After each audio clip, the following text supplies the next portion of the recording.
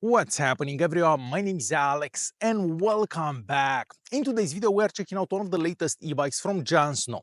The one that we have here today is called the X70, and well, this looks more like a motorcycle than an e-bike. Of course, that has a lot to do with the fat tires that we have on this bike. So these are 20-inch wheels with 4-inch wide tires. We also have this massive headlight on the front, so again the headlight kind of looks like from a motorcycle. And then in the center here, we have what looks like a gas tank. However, this is our second battery pack. So we have one battery right here and one right here. You can also remove these batteries. So there are some keys that come in the box and the batteries are removable. So you could charge them at home. The combined capacity between the two batteries is 34 amp hours. So the manufacturer says that you're going to get about 150 kilometers on one charge. Aside from that, we have a front suspension and a rear suspension, even though the rear suspension is kind of hidden in here, but we do have a double suspension on this bike. With that being said, let's start by doing a bit of an unboxing, just so I can show you how the bike comes packed in the box and what you have to do to get this ready and on the road. Alright, so as you'd expect, the bike comes in a fairly big box. The box is also quite heavy. You kind of need a second person to move that box around. Of course, that has a lot to do with the fact that the bike itself is quite heavy. So this has a weight of 40 kilos. So if you're hoping to take this up the stairs or carry it somewhere, it is a pretty heavy bike. Okay, so for installation, it's fairly simple. You basically have to put the front wheel together, the front mud guard, and the handlebar. Oh, and the front light. I forgot about that front light and the pedals. Overall, it is fairly simple, but you do need a second person to keep the bike up whenever you're putting that front wheel together. So easy installation process overall. Taking a look at the bike, well, if you're looking for a bicycle that will grab everyone's attention, because literally everywhere you go, people just stop and stare at you because, well, this kind of looks like a motorcycle, but then it's a bicycle. So yes, this does look quite unique compared to all the other e-bikes available on the market. Now, the upside is that the bike looks different, so you're going to be riding something different. The downside to that is the fact that the way you're riding, so the riding position, your knees go quite high because, well, with a typical bike, the seat is higher. This one has a lower seat. So whenever you're riding, your knees go quite high. So you don't get that comfortable position that you get from a typical bike. Now, I'm happy that the handlebar is nice and high, so that adds to the overall comfort. I'm just not a fan of my knees going up so high every time I ride the bike. Alright, so as I mentioned earlier, on the front and of course on the back we have 20-inch wheels with 4-inch wide tires. I do love the dual tone on these tires. They kind of match the seat, so it does look the bike look cooler. The tires are also from a good brand as well. So the bike itself is powered by a 750 watt motor that's located in the rear wheel here. Now in the box there, you will find some stickers that say 250 watts. I guess that's for, well, you know, to make the bike legal if someone pulls you over, but that is a 750 watt motor. As for power, this motor doesn't seem to be as powerful as other 750 watt bikes that I've tried in the past. And you can definitely tell when you're riding a hill, for example. If you're riding on a flat surface, no problem at all. But when you get to a hill, you do feel that the bike doesn't have as much power as other bikes that I've tried in the past, of course. Now, if you haven't tried other bikes in the past, this will probably be fine to you. But for me, I feel that it doesn't have as much power as other bikes. And this is a quick hill climbing test, just so you can see how the bike does whenever you're going up a steeper hill. Alright, and it's time for our hill climbing test. I am in the first gear and assistance level 5. We also have the throttle here. So I'm going to start by accelerating with the throttle and then I'll be pedaling. This bike is equipped with a speed sensor. So our hill starts in just a bit. So now I'm mostly accelerating with the throttle. So it's going to take us to about 25 kilometers an hour. And our hill is starting around here.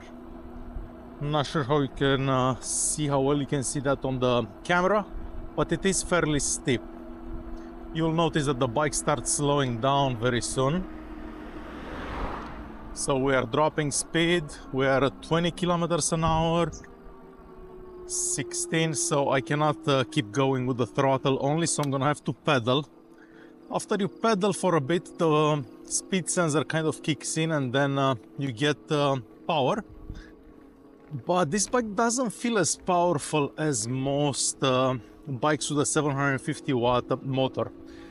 So as you can see, I'm doing about 12 kilometers an hour, and I do have to put a bit of an effort to keep going up the hill. So definitely not as powerful as other bikes that I've tried on this hill with a 750 watt motor. You can still do it because obviously you pedal a bit, but not crazy powerful. Now that we're on a flat surface, it kind of accelerates once again and will take us to 25 kilometers an hour. The bike is also equipped with mechanical disc brakes on the front and on the back. These are 160mm disc brakes. I'm happy to say they don't actually make any noise whenever you're riding, whenever you're braking. With a lot of other bikes that I've tried in the past that have mechanical disc brakes, they tend to squeak a bit. Well, that's not the case with this one. Now, unfortunately, the brakes are kind of mediocre. I'm gonna say this bike would probably been better off with some hydraulic disc brakes, mostly because the bike itself is quite heavy. So when you add your weight plus the bike's weight, well, the brakes don't do that amazing. But I guess if you're riding at 25 kilometers an hour, because this bike is limited to 25 kilometers an hour, they should be okay at that speed. I briefly mentioned the front light earlier. So yes, the front light does look super cool. We basically have a power button for the light right here. And yes, this is quite bright. You can see it during the day. You can see it really well whenever you're riding at night because it will light the path ahead of you really nice. And we also have a light on the back. Now in the box, you do get front turn signals. I haven't installed mine on the bike, but we can basically signal left, right. And then you'd have those front signals as well that I haven't installed. And this is how the horn sounds. So very, very loud for the horn. So yes, the lights, mostly the front light, makes this bike look a bit different. The front and rear suspension definitely helps whenever you're going over uneven terrain, over bumps, if you're jumping a curve. But what has to do the most to the comfort of this bike are definitely the massive tires that we have on the front and on the back. So overall, this is quite a comfortable ride. Now, the seat here is very big. It is also pretty comfortable, so it's a fairly soft seat. I can't really say anything bad about it, but the positioning of the seat is fairly low, and as I mentioned earlier, whenever you're riding, your knees kind of go a bit too high. The bike is also equipped with an entry-level 7-gear Shimano shifting system, and shifting gears up and down is done flawlessly out of the box, so you don't have to do any adjustments or anything like that. And if you really want, you can actually ride this just like a regular bicycle, shift a gear up, shift a gear down, and you don't necessarily need to use the battery packs or the motor. You can use this just like a regular bicycle if you do run out of power. Talking about running out of power, so the manufacturer says that you're gonna get about 150, 160 kilometers on one charge. But again, that really depends how you use the bike, how heavy you are, where you're riding, and so on. You can probably say that you're gonna get about 70 kilometers no matter how you use the bike, if you just use the accelerator here or the throttle at all times without pedaling, because you do get a pretty big battery capacity, let's say. So I don't think you're gonna take this bike anywhere or you're gonna be running out of power. As you've probably noticed by now, on the front and on the back, of course, we also have plastic mud guards. You do have to install that front one when you take the bike out of the box. I haven't been riding the bike in the rain. It doesn't really rain here that often, but they do look like they would protect you from splashing somewhat, at least the rear one the most.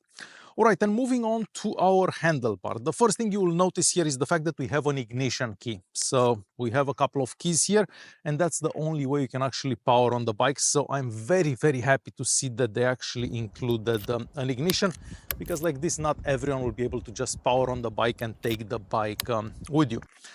The way the handlebar is designed, it's also sitting higher, so the riding position is also better than a lot of these bikes, so I'm happy about that.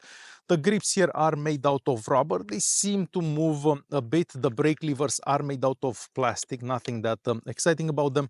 On the left hand side here we have the horn, we have the button to turn on the lights, and the signals. As I said earlier, I haven't installed the signals on this bike, but they do come in the box.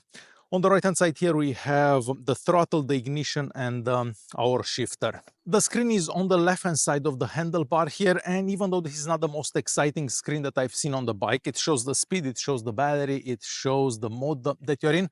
At least you can see the screen in all conditions, so it doesn't matter how sunny it is outside, you can always see the screen, so I'm very happy about that. Let me take you on a short ride just so I can show you how you ride the bike, how you use the bike, and all that. So let's go on a ride. All right, so let me quickly show you how you'd use this bike. So first of all, this bike has an ignition key that is right here. Basically, you power this on, and then you hold the power button pressed here for about 3 seconds, and of course the bike turns on. From here we change assistance level, so we have 5 levels of assistance. For this little test we'll go into number 3, and that's pretty much it.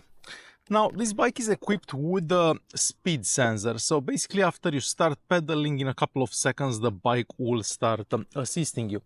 We also have the throttle here, so you can either start by accelerating with the throttle or by pedaling.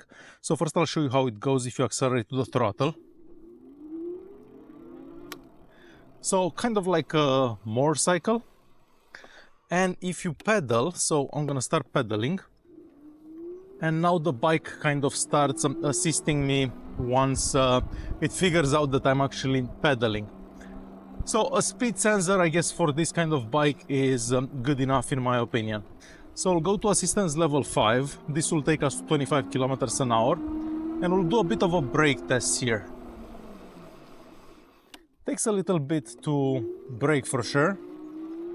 I think this bike would have been better off with hydraulic disc brakes. So once again we are doing 25 kilometers an hour, and we'll do a brake test. Not the most amazing brakes out there, but maybe after you ride the bike a bit, you work those brakes in a bit better and it will be better. Shifting gear works good, no problems. And the overall comfort is also quite good.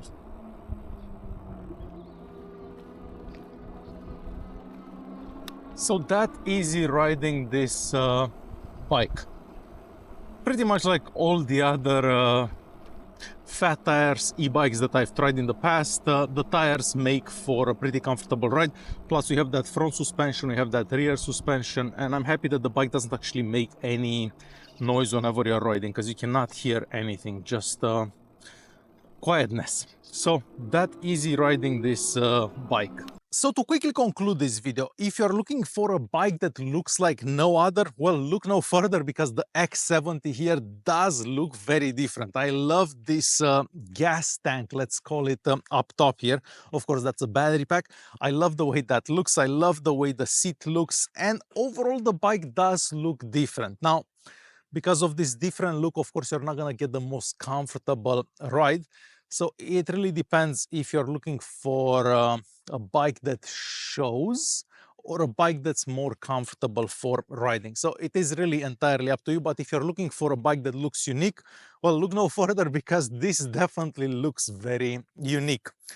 All right, guys, hopefully you enjoyed this video. Thanks for watching, and I'll see you in the next one.